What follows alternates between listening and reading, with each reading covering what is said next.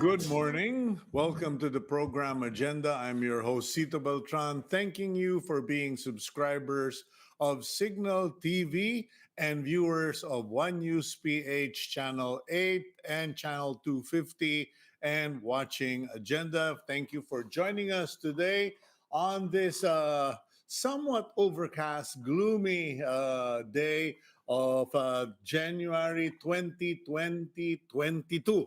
Okay, 2022. Thursday po. It's a Thursday and I do hope that you are all okay, healthy, safe, and of course, happy. And if you're not, just a little prayer, sending you some prayers your way, blessings that you would be uplifted. Okay, today we are going to have three guests all in a row. Actually, four guests. First would be two persons involved with the Marcos disqualification case or consulting them for the Marcos disqualification case. And then the last two, very interesting young couple. We will be talking about a couple who gave it all up for the dream. Kumbaga, yung mga taong, I want to do this, decided to do it, went out and went into the wild blue yonder, sabi nga nila, and are now living the dream. Let's start our program with our daily starter today. Excuse me. Don't be deceived. Wag ika nga wag kayong magpapauto o kaya wag kayong magpapalinlang. Don't be deceived. God is not mocked. For whatever a man sows, that he will also reap. From Galatians 6, St. Paul's letter to the Galatians, chapter 6, verse 7, wag kayong magkakamali sa akala. Okay? Hindi ninyo mauuto, malilin lang ang Panginoon. Kung anuman yung tinanim, yun ang aanihin. Maski na di ba sino ba? Anthony Castello ba yun nagkanta nun? Kung ano ang tinanim, yun ang aanihin. But today, we decided to use that because it's a message for people out there who think they are above the law, who have impunity, and believe na kaya nilang bilhin ang hustisya, bulagin ang mga pulis, mga militar, etc. sa kanilang pera, ay nako po, hindi nyo kayang bilhin si God. Dadating at dadating yung balik sa inyo. As they say, karma is on its way. Okay, let's go now to the front page of the Philippine Star quickly. The time is 8:02 and the front page today headline, Palace admits confusion on no vax, no ride policy. Inamin ng Malacanang, mukhang hindi nagkaintindihan and the tone of their admission is that it is perhaps in the implementation or miscommunication with the enforcers. I beg to disagree, Secretary Nograles. Ito po yung nauna yung dada kaysa sa gawa. Okay? They kept talking about it. By the time they got it implemented in a rush, okay, confusion set in. Okay, at the header of the Philippine Star, cases rise outside NCR, 2 Omicron deaths recorded. Okay, iyan po ang sinasabi natin about 3 weeks ago. We reached out to the head of the League of Provinces, Governor Daxcua, because we said that if it happens in Metro Manila, it will happen in the provinces. And ayan na po, mas marami na raw ang kaso. There are more cases. There has been exponential growth of COVID-19 and Omicron cases outside of NCR+. Okay? May mga lugar, 500% ang increase, etc., etc. And 2 people have died and they have been checked to have Omicron variant ng COVID, and they were both elderly and pareho silang mayroong mga comorbidities. That photo on the upper half of the Philippine Star are workers of South Star Drug in Marikina setting up their tent where they will be giving the vaccination boosters daw muna po ang unahin, booster shots under the Res Bakuna sa Botica program of the DOH and the National Task Force on Vaccination. Meanwhile, below that, you have that photo of test kits. Ayan po, mga antigen test kits worth 50 million pesos of antigen test kits. And that, along with that, was 50 million in financial assistance for Metro Manila's COVID response na binigay ng Pitmaster Foundation. Para lang po, alam nyo, sino ba yung Pitmaster Foundation? Yan po yung foundation ni Charlie Atong Ang na siya namang namumuno o ika nga, may pakana ng online sabong. And if you have been watching One News PH, you will know that four individuals were kidnapped yesterday or are missing. The other day, may 5 nawala na mga all sabong related. Sabi nga nung isang kaibigan ko, baka mga manyonyope or people na nagpa-fight fixing. So, ayan na po. I am sure that this coming week, iinit na naman yan. So, while namimigay ng 100 milyon yung Pitmaster, meron namang siyam o 10 taong nawala at ngayon nag-iiyakan na yung mga pamilya. Okay, there are enough COVID test kits according to the DOH. Sabi ni Undersecretary Maria Rosario Vergere, there are enough antigen materials, test kits, etc. na bilaukan lang, nasinok lang, nabarahan lang yung mga nagte-test, yung mga laboratories, kanya nagka-delay. So don't worry, there are enough testing material, just so many people being tested or asking to be tested. Meanwhile, the United States has warned its citizens regarding travel to the Philippines because primarily of the Omicron virus. Okay, yan po yung update ng Centers for Disease Control sa Amerika. And that photo there you see of a young boy, boy pa siya kasi 12 to 17 years old yan. A boy receives a dose of COVID vaccine sa Manila Zoo. Manunod ka na ng hayop, matuturokan ka pa. Okay, napakanayan. Basta ma-vaccinate kayo. Active cases, 270,000, going down. But confirmed cases, new confirmed cases yesterday, 22,958. But number of deaths, 82, 82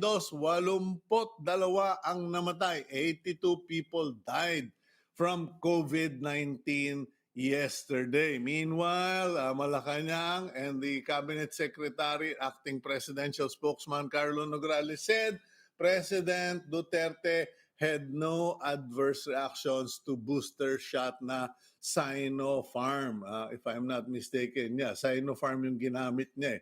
Okay, so yun po, no? Wala raw po naging problema. And last two news items, more grade levels eyed in F2F or face-to-face pilots expansion. Sabi ng Department of Education, they're expecting more grade levels to be added to the test pilot of face-to-face classes. Kung bumaba ang mga kaso at the rate we're going, not likely this month. Okay, I'm just saying that that's my personal opinion.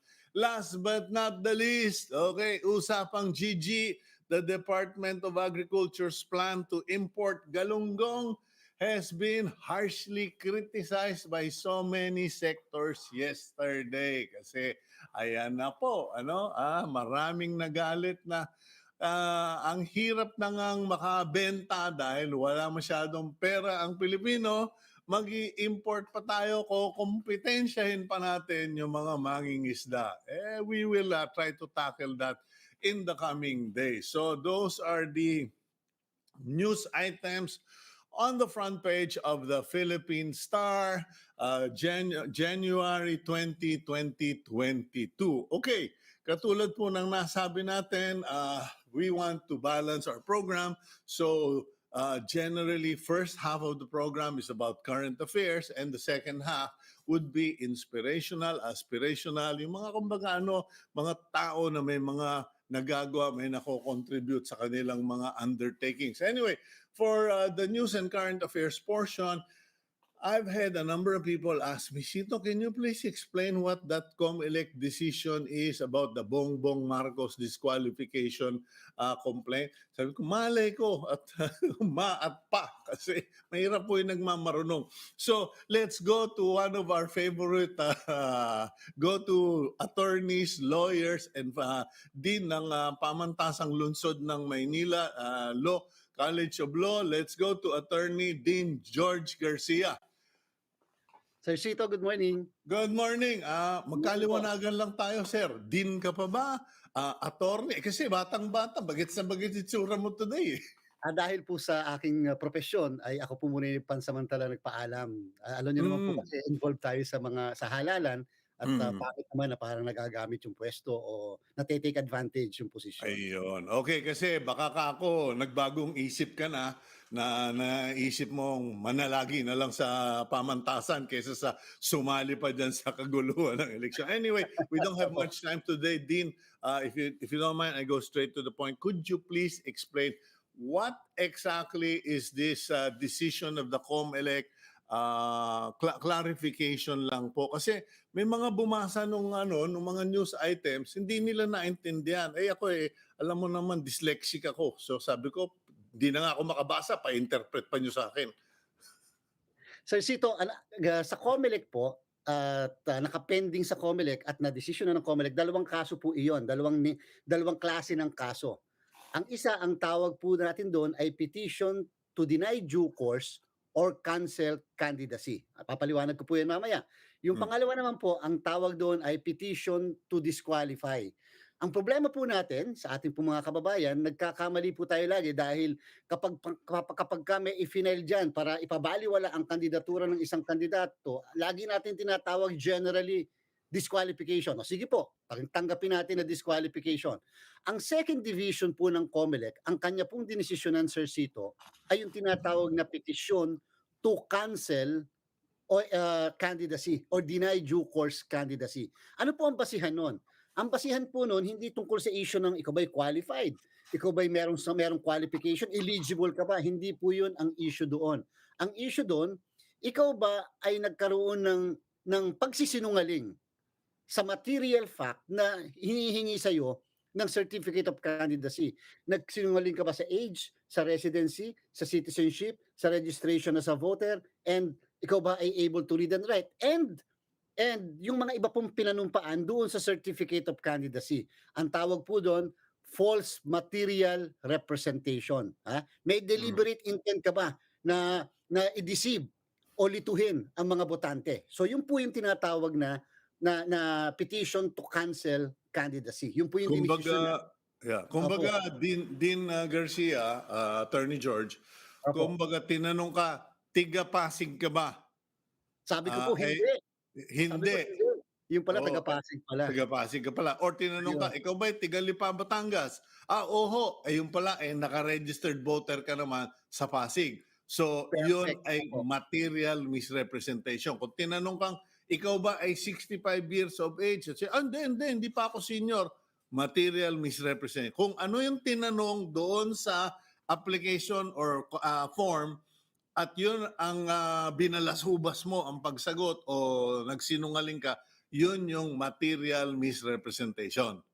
Tama po kayo dyan, Sir Cito, sapagkat may intensyon ka lituhin ng publiko para palabasin na ikaw ay merong nire-require ng batas and therefore nilito mo sila, nagsinungaling ka, pinapanish ka doon. Okay. Pwedeng ibaliwala ang candidacy mo. Yung disqualification... Technical question lang, attorney, kasi I'm sure this will crop up later.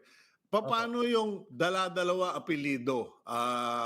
paano kung merong ehersito, estrada o estrada ehersito? Kasi di ba merong mga pinanganak ehersito, binyagang ehersito, pero tatakbong estrada. Paano po ba yun? Ayan. Sir Cito, napansin niyo po kanina yung pinag-usapan natin, sabi po natin at sa inyo na rin po nanggaling material misrepresentation. Hindi po lahat ng misrepresentation sa Certificate of Candidacy ay material, Sir Cito. Ano po ibig ko sabihin? Hmm. Sinabi na po yan ng Korte Suprema.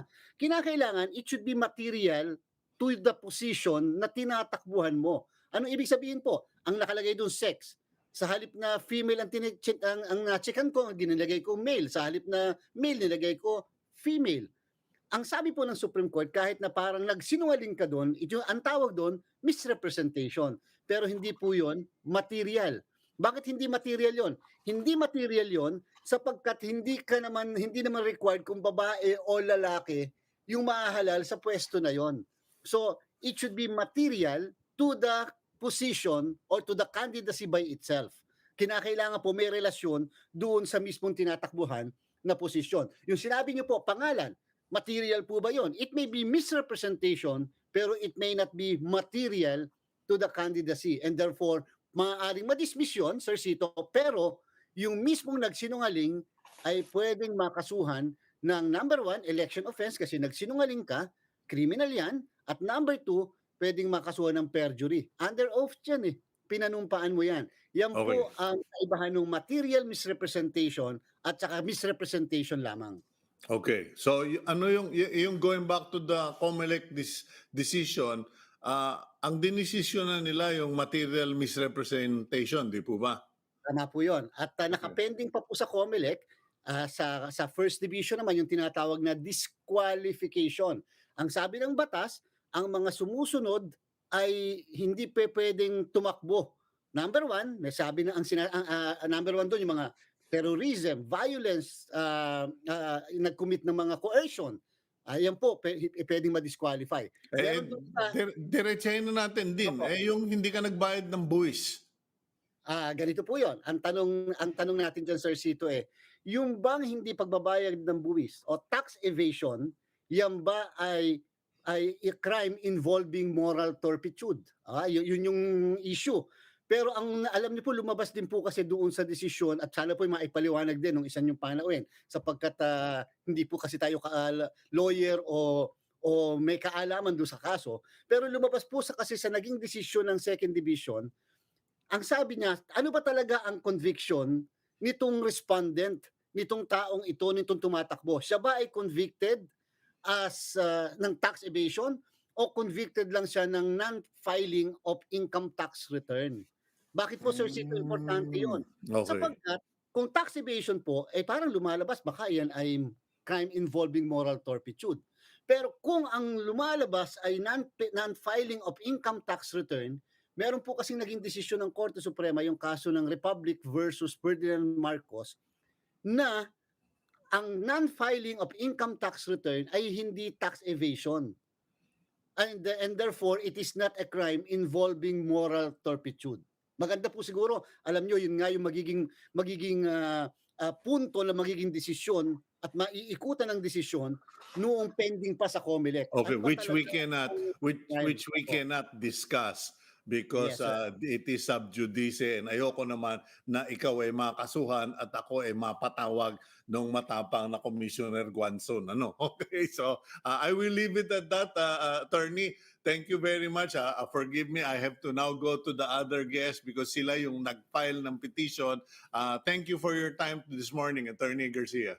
Maraming salamat po, Sir Cito. Okay, that's Attorney George Garcia, former Dean of Pamantasan Lungsod ng Manila. At atin naman pupuntahan si Ma'am Fides Lim, spokesperson ng Kapatid. They are the ones one of the petitioners to block former Senator Bongbong Marcos presidential bid. Ma'am Fides, good morning to you. Thank you for your time this morning. Oh, you are muted. You are muted, ma'am. Yeah, I fixed it. Okay. Good morning once again, and thank you for your time. Quickly, may we ask what is your reaction to the decision of the Comelec? How does that affect all other cases pending in your view? magulo yung decision. In short, no, sabi namin noong una, very strange, very alarming. Kasi ang labo. Bakit? Kasi ipinaliwanag na kanina noong tagapagsalita nun, yung nagsalita na isa lang yung issue na there is only one main issue in the petition that we filed. Merong bang ginawang material representation which was false nung nag-file si Ferdinand Marcos Jr. ng kanyang certificate of candidacy do, at saka ano yung nilagay niya dun sa item 11 box 22. In fact, no, ito yung main issue in the petition that we filed. Hindi ba tayo, pag magfa-file tayo ng mga application form sa government o kung papasok tayo sa trabaho, merong tayong i-check. Ngayon, ito yung tanong, have you ever been found liable for an offense which carries with it the accessory penalty of perpetual disqualification to hold public office, which has become final and executory? Ito ngayon ang problema. Si Ferdinand Marcos Jr. ay na-convict by the Quezon City Regional Trial Court Branch 105. Naglabas ito ng 1995 decision for multiple failure to file income tax returns. Ngayon, nag-file ng appeal si Marcos Jr., umakyat ng Court of Appeals. The Court of Appeals upheld that decision in 1997. Ngayon, naging final at unappealable. Hindi na pwedeng baguhin yung decision na ginawa ng Court of Appeals kasi nung umakyat ng Supreme Court, si Marcos Jr., he withdrew his appeal. Ngayon, ito yung very interesting point na kailangan harapin din ng mismong Marcos Jr. at saka tayo lahat. Bakit niya hindi ipinagpatuloy yung kanyang final na petition sa Supreme Court para i-reconsider yung decision ng Court of Appeals? Kasi very interestingly, tinanggal ng Court of Appeals na wala naman siyang powers para gawin yan yung penalty of imprisonment. Iniwan lang yung penalty of fine. Pero kahit ginawa yun ng Court of Appeals, the verdict of conviction still stands. Kaya ngayon, ang very strange and alarming, very puzzling, ang labo, bakit sinabi ngayon ng Comelec na nagkaroon ng material representation. In fact, material misrepresentation, in effect, nagsinungaling si Marcos Jr. dun sa checkmark na ginawa niyang no, that he has never been convicted by final judgment which involves the penalty of perpetual disqualification from holding any public office. Ito ang issue dito. Okay, now, well, the second division made the decision according to Attorney Theodore Te, magpa-file daw ng motion for reconsideration en banc. Yun po ba ay na-file na ito o ipa-file pa lang? Ipa-file pa lang. The petitioners, yung lawyers namin, we are still within the prescribed period to file that. And in fact, no, merong rule diyan no. Ang sabi ni noong mga abogado namin, under Rule 23, Section 7 of the Comelec rules itself, a motion for reconsideration, when filed, will automatically suspend the execution of a decision or resolution. Kaya in fact, hindi pwedeng isama sa pagprint ng balota ang pangalan ni Marcos Jr. until the Comelec and Bank has resolved the petition that we are filing, itong motion for reconsideration in particular. But Ma'am Fides, Ms. Lim, meron na pong ongoing printing ang National Printing Office. They started printing, if I'm not mistaken, yesterday or today. and which means that the name of Ferdinand Marcos Jr. is in the ballot. Yes, ang very questionable and very irregular. Paano ka magpiprint ng ballot when hindi pa umaakyat ng Comelec and Bank itong motion for reconsideration na ifa-file ng mga lawyers namin. Kaya actually But very, very yeah, irregular. yeah, but then again, just to be fair to the Comelec, unless it's been filed, it does not exist. I mean, from the little I understand the process, kung hindi pa ninyo na ilalatag yan sa NBank, everything is kumbaga, everything is normal, so they just go ahead with the printing. So they can just say, wala, hindi pa kayo nag-file nung ginawa namin ito eh. What then will your group do if, for instance, will you demand that the Comelec stop the printing now? I think the Comelec very well knows its job. No? Its mandated duty that due process and that the integrity of the elections is upheld. Ngayon, no, what if the Comelec and Bank, hindi naman natin pwedeng unahan kung ano ang gagawin ng Comelec. Pero ang punto lamang natin, the law has to be followed. Hindi pa nga merong prinsipyo ng batas sa Latin, dura lex, sed lex. Ang ibig sabihin lang niyan, the law is hard but it is still the law. We have to uphold it. Yan ang kailangan gawin ng Comelec. Kaya kung babalikan ko uli, no, babalikan namin kami Mm. sa Kapatid na isang petitioner dyan sa pag-cancel ng certificate of candidacy ni Marcos Jr., anomalous, very questionable, very puzzling ang labo nung ginawang decision ng Comelec First Division, Okay. ng Comelec Second Division.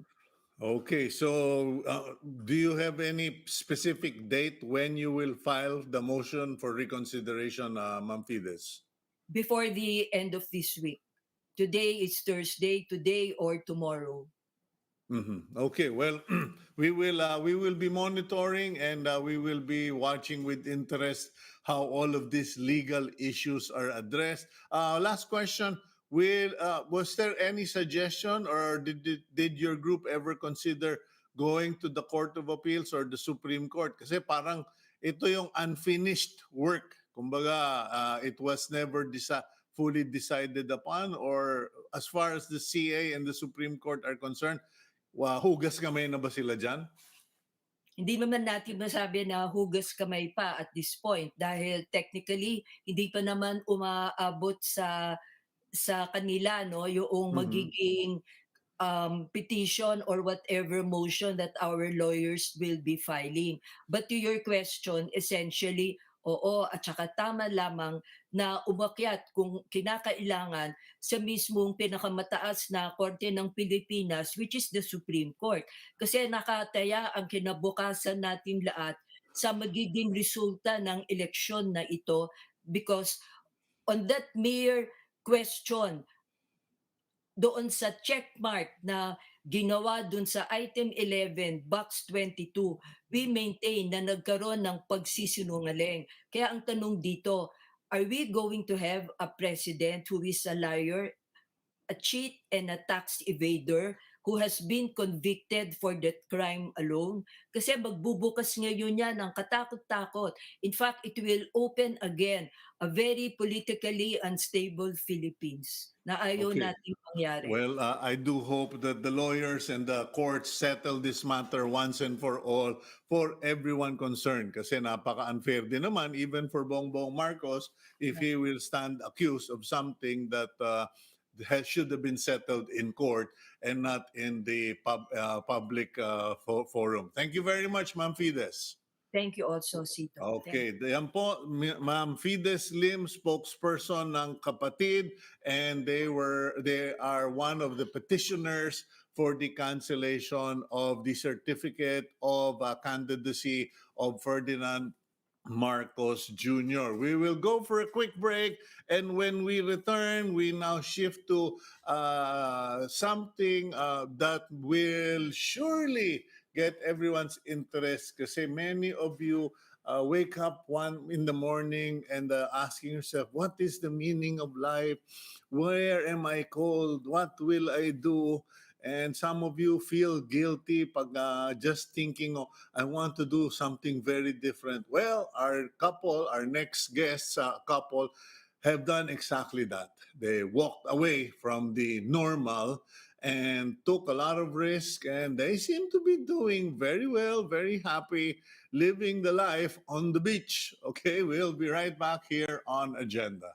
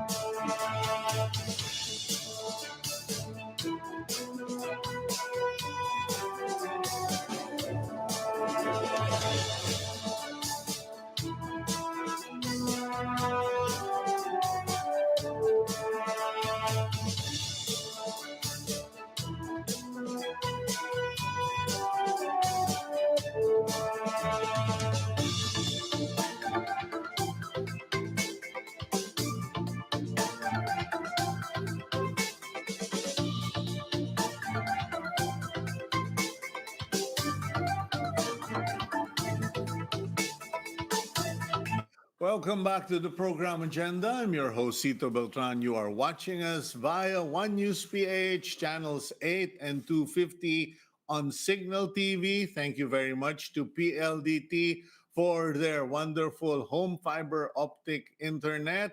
And you can also watch us on YouTube. Okay, mas madalas po nakakapanood ang mga kaibigan natin on YouTube by searching One News PH Agenda. And you can also download the Cignal Play app so you can watch us on the go.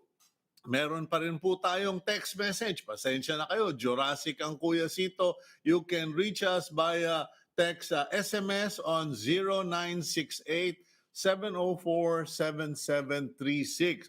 Parang dadalawa lang yata ang gumagamit nitong SMS na ito. But if you really want your opinion heard, please do that because I'm monitoring that right here, okay?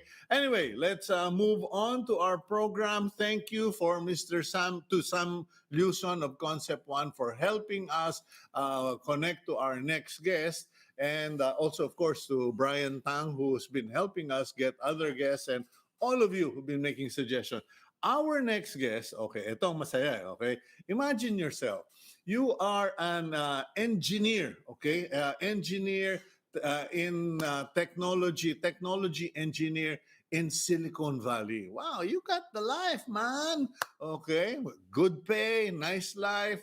And then suddenly you have an epiphany and you say, I'm not happy. On the other side is a beautiful lady who's a comms graduate of Ateneo, and suddenly I don't like being on the asphalt jungle. And you just pack it up. Anyway, let's find out. These two individuals are none other than Gabi del Rosario, founder and president of Alon and Araw Club, and Donn Quintos, co-founder and treasurer of Alon and Araw Club. Okay, guys, don't worry, chill. I hope you can hear me. Can you hear me? No, sorry. I can We hear can't you. hear you.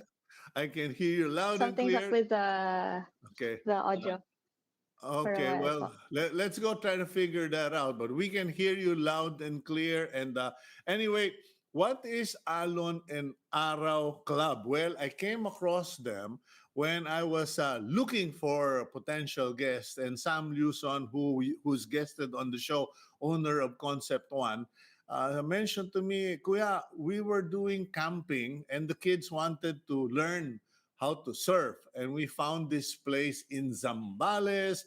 And as you would have it, there was a surfing instructor. So the girls started taking up surfing lessons, but they discovered something else. Anyway, if we fix that technical problem, Roy, just bring in Gabi and Donn quickly para makwentuhan tayo. Inaayos pa po namin. Okay, anyway, ano ba yung Araw at Alon at Araw Club? So they set it up there. Pero talaga iba eh kasi I don't want kumbaga spoiler, di ba sa sine. You know, hindi pa napapanood ng mga kasama mo, kinuwento mo lang. In this case, yung mga lead actor and actress, guest natin, kwento ko yung pelikula nila. Grabe, shoot me in the head. Okay. Anyway, I hope Gabi, well anyway, Gabi is an Ateneo graduate, the girl. Gabi is an Ateneo graduate with a background in communications, while Donn was an engineer in the tech industry in Silicon Valley in California. Okay, Donn and Gabi, good morning. Welcome back. Hi. Good morning. Good morning po. Okay, now who started this madness according to the normal world? You people have lost your mind. You're going to live in the beach. Are you crazy? But anyway, who started what?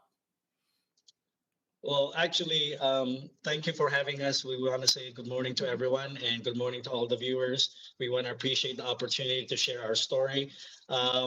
This basically was not planned. We moved to Kabangan and for a different reason. And of course, I'm a surfer, and Gabby, when she moved over here, she started learning how to surf. So I was showing her almost every day. And of course, just being the friendly Filipino, or just in our nature to say hello and be friendly to everybody. We were friendly to all our neighbors, especially to the kids who were at the beach. And you can see those little plywood planks that they're using. They go by, and they'll just surf with just pure joy and happiness with that little plank. And here we are, Gabby, have a nice surfboard. One was, brought in from California, and we started, becoming friendly with them. And as soon as they wanted to learn a little bit of surfing, we had to request for one thing. They have to help us pick up trash. And the story kind of started with that. Okay, so but wait a minute. I mean, let's backtrack a little, Donn. You're a tech engineer in Silicon Valley, and you just literally walked away from that. I mean, there are thousands of Filipinos who want to migrate to America right now, and I'm sure there are millions of Filipinos who just want to walk away from the job and go to the beach. What happened? What got you to where you are?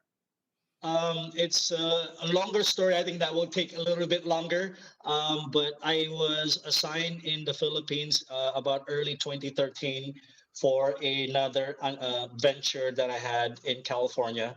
And I fell in love, or I rekindled my passion being in the Philippines since I left at a young age. And knowing that there's tropical weather and there's warm water surf, people here are super friendly. This is home, right? And I felt home, obviously, and I was looking for a purpose, and we feel like we found a little bit of purpose here with in connection with Gabi, and then how we kind of ended up here in Cabangan, Zambales, Okay. out of all the places.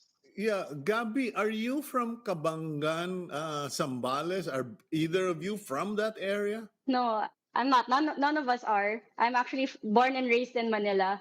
So you said escape.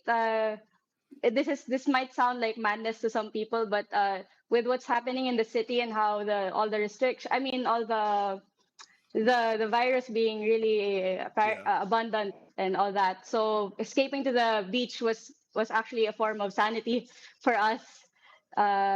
It was an escape. It was seeing the ocean every day, but being here, it didn't feel right that we were just enjoying by ourselves. Mhm. So we realized that there are so many local kids here that it was like it was an urge to go beyond ourselves and to help share surfing with the kids. Okay, now, so you both, well, apparently Don is the original surfer and you just Mhm. kind of picked up the skills. Yeah. Now, how long has this been going on? We moved here in June 2020, but Mhm. Alon and Araw officially started 2021. So in 2020, he was just teaching me, and then, like he said, there were other kids who were watching us, who were uh, in the water trying to surf with their planks, with their wooden. So we offered, hey, you want to try our surfboard? And then we realized, hey, these kids are actually pretty good. We just gave them the basic skills, the basic of surfing, and then they're able to pick it up on their own, as you can see in the photos. So Don was the one teaching me, and then actually the kids, they've been surfing shorter than me, but uh, they're much better than me now. So Don's really the surfer. He used to surf in California. He likes the water here. It's really a perfect place. So it's not really well known to the whole Philippines that there's Yeah, actually surfing here. that's where I was headed, Gabby, Don. Because Hmm. I mean, I'm my wife and I mean, we're way older than you guys, but we roughed it out, we toughed it out in Palawan when before other people were there. But how did you discover? Because I discovered Palawan because of a job. But what about Kabangkan or Kabangan? Hmm. Kabangan?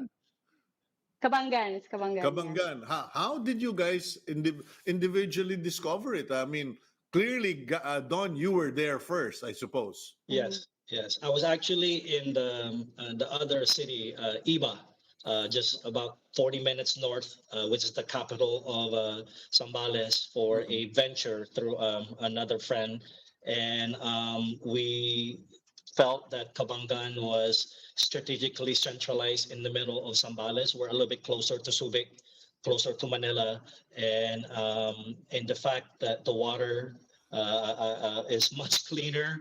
Mhm. With the ambiance and the vibe in Kabangan was a little bit slower and a little bit slower pace, a little bit more pure, a little bit more tropical.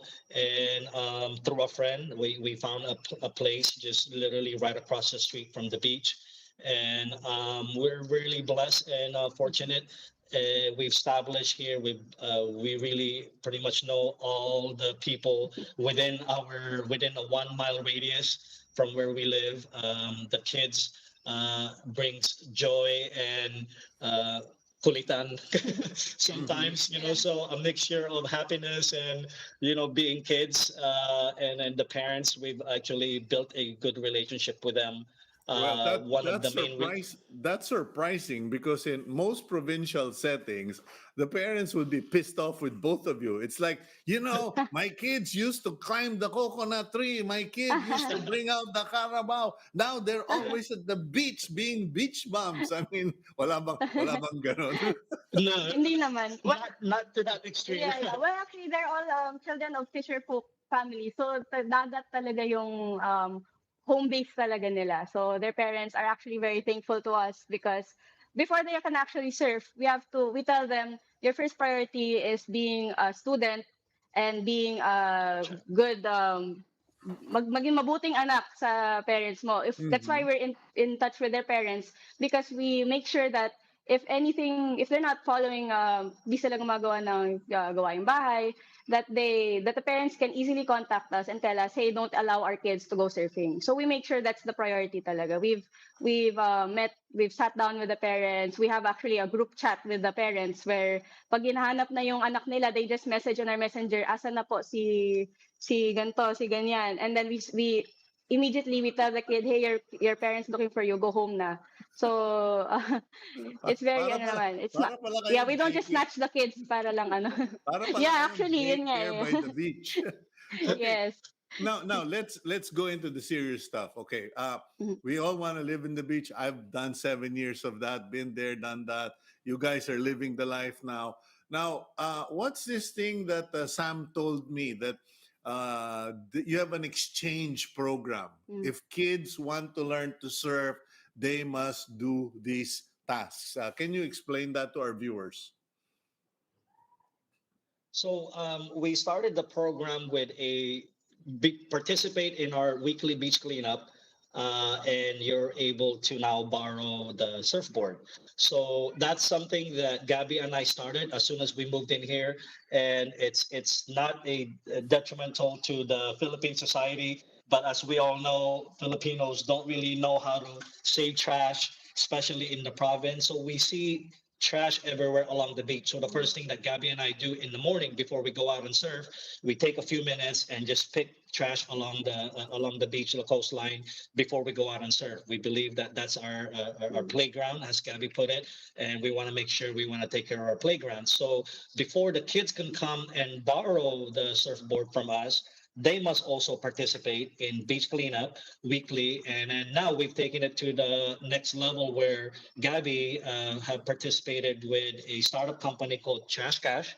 And maybe you can explain that. Yeah, Trash Cash is it's a phone application, mobile application where you can earn points when you submit clean and segregated plastic waste. So the aim of Trash Cash is to increase the recycling rate. So as we all know, plastic is it shouldn't be seen as something that you just throw away. You can actually create value from it. So that's what we're trying to teach the kids here, that this plastic, that's why they throw it away, because they think, oh, this is just wala naman ako makukuha dito eh. But because we've added value, they can earn points. So now we have bi-monthly collection of plastic where they segregate the plastic by PET bottle, HDPE. So yeah, so the kids as young as 8-year-old, they know the different classifications of plastic. They submit it to us and they earn specific number of points, which they can use to purchase canned goods, rice, and we even put up a surfboard on the reward section, which is worth like 6,000. So they can, pwede nila pag-ipunan yung points. So they can, so yun talaga, we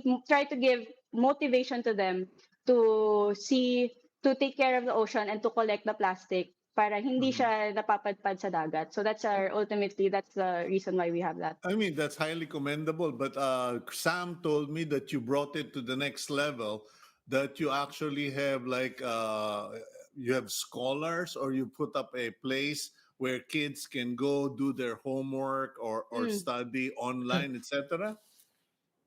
Yeah, and we want to always thank Sam for introducing us to you guys. We took it to the next level. We noticed that because of the pandemic, the read-write experience and the tutoring from individual kids who normally have a teacher is no longer there. For the past 2 years, they're really they bring home a module and they're supposed to work on that module for about a week. And Gabby and I have seen the module, and we're not stupid, or we're not that intelligent, but we even had a hard time actually when we were reading that, So to put it in perspective, so we realized that these kids will need help, or else the gap it's going to continue to widen compared to kids that are maybe studying in Manila. So we started a small learning center where the kids can now come to our place in the mornings. They spend a few hours there to work on their module. We're able to provide Wi-Fi, and we noticed that they are, unfortunately, not a lot of the kids have complete nutrition. So we're trying to do our best by providing, breakfast like bread and Bear Brand milk. It's just quite important, especially the younger kids, because we have kids that are 8, 9, 10 years old, the size of a 5-year-old compared to other folks from Manila. And that was a big, it was really an eye-opening when visitors come and their kids are playing with our kids, and you can see the gap in sizes, and we sometimes have to tell them, not everyone is just as blessed as you are when it comes to 3 meals a day and having that kind of security when it comes to food. So Learning Center is what we're trying to do. We've also had a few volunteers that came in to help us tutor, because that is not our forte. We don't know anything about, tutoring. That's why we have a profound respect to teachers. We love teachers, and we want to see more of them. And we hope that, hopefully the pandemic is finally slowed down where they can go back to face classes. But for the meantime, we got to make good at what we have available for us. And for now, they need help. So we're trying to provide that. But is only two people here. So that's why we want to share our story. And we hope that someone or a group, an organization out there can help us and guide us to make sure that the education is really focused on these kids. Okay, well, that's very commendable for what it's commendable what you're doing now. But how do you guys support yourselves? I mean, it's one thing to have the free spirit and hey, I can go catch fish every day, but I can't feed. How many kids are you looking after? Close to 40 by now, yeah. It started with less than 10. Now we have like close to 40. A lot of them are within the same family, their cousins or their magkakapatid. So about 30 families and close to 40 kids that Right. we All right. Okay, try to manage. yeah, And they're aged around 8, as young as around 8 years old, To 16 up to years. 16. We do have a few ates and kuyas that are working with us that have also become very close to us, and about 8 of them that are, I think, 14 and above. 14 to about 18 years old, we were able to send over to a lifeguard training sometime end of last year with Zambales Life Saving Inc. And so we're very proud and very happy to say that we have 8 of our kids now that are CPR certified and lifeguard certified. And we Wow. just want to take it to the next level where they can become a surfer instructor certified. So they'll have a little bit of income. Right now, they're getting a little bit of allowance through friends and just strangers that find Alon and Araw through Facebook, which we thank you, Facebook. And we've met Sam through Facebook and through them participating and taking availing our surf lesson. That's how he got to know us. His 2 beautiful daughters were able to surf with us.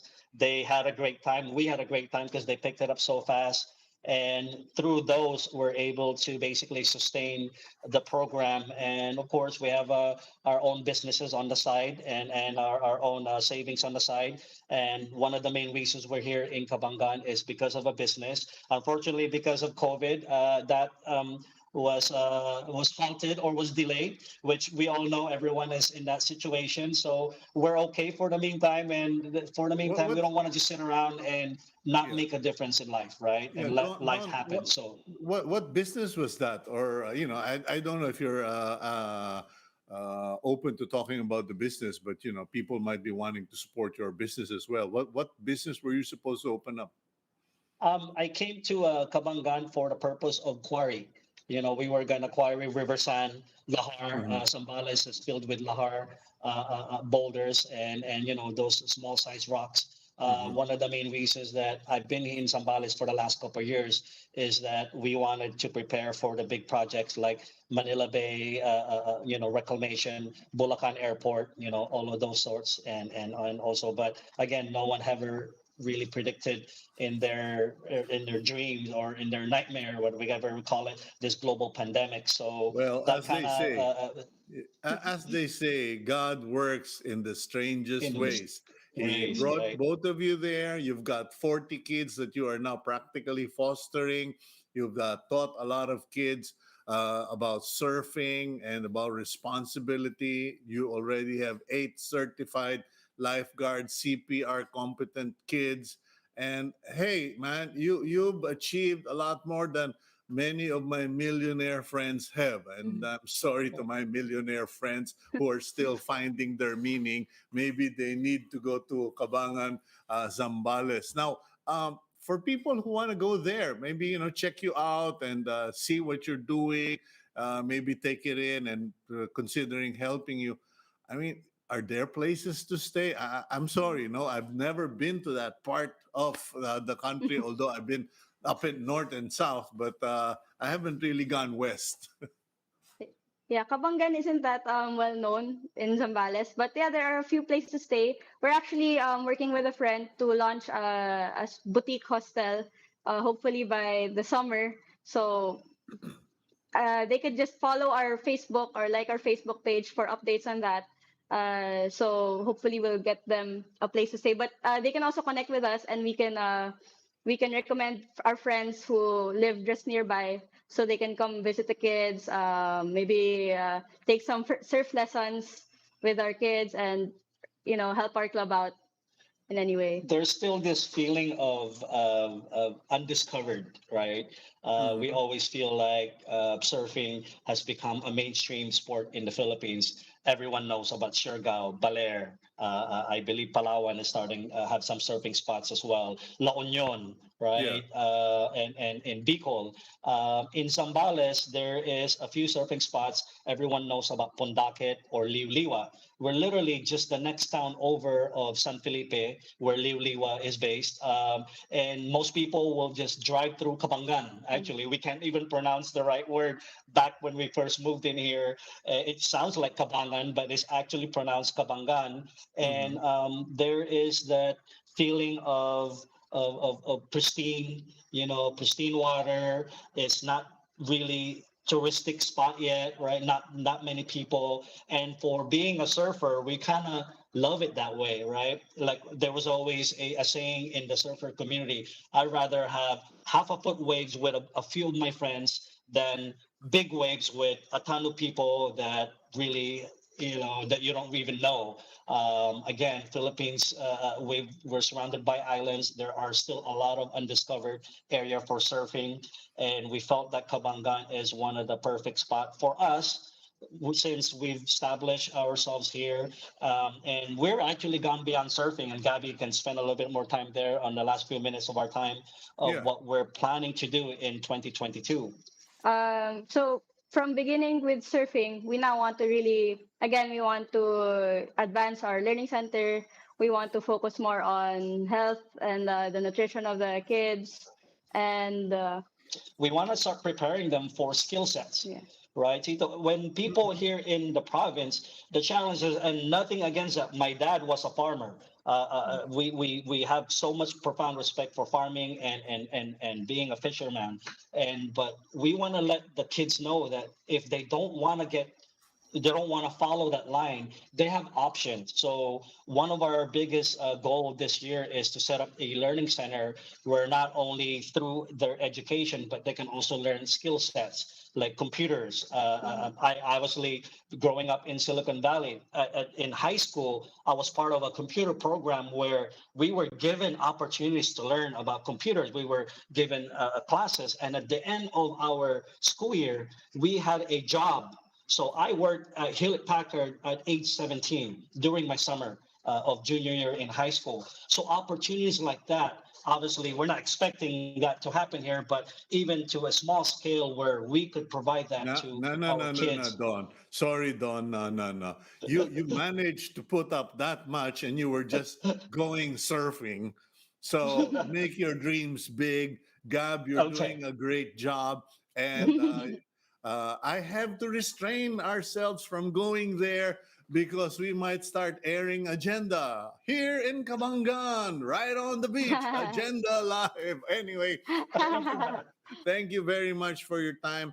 Truly commendable work, and we pray that the Lord will bless your work, that our viewers will be motivated to just reach out to you on Facebook. And we hope that in the future we will hear more from Kabangan, and that those kids are going to excel because of the seeds you have planted. As I said earlier in the program, what you sow, you shall reap. And I'm believing you are going to reap very qualified, very competent, and very competitive Filipinos out of Kabangan, Zambales. Thank you very much, guys. Thank you so much. Thank you. Thanks for having us. Okay, that's our guest from Alon and Araw Club in Zambales, none other than Gabi del Rosario, founder and president of Alon and Araw Club, and Donn Quintos, co-founder, treasurer, Alon and Araw Club. Ayan po, no? I mean, a lot of people, they wake up looking for the meaning of life. Sometimes, when you go on a vacation, when I went to Boracay, some people gave me ideas. I was so tempted to just like, wow, this could be a challenge. But we all have our calling. It can be at the beach, it can be in the mountains, or it can be right here in front of the camera. Whatever you are called to by the Lord, just respond to it. Do it cheerfully, tread lightly, because where the Lord leads, He provides. And let's now go to our blessing for the week. It's from Second Corinthians chapter 9, verse 8. And God is able to bless you abundantly, so that in all things, at all times, having all that you need, you will abound in every good work. And that is what's happening down there in Alon and Araw Club. And we hope that the same thing will happen in your life. I'm Cito Beltran, thanking you for once again joining us here on Agenda. Please keep it here on One News PH.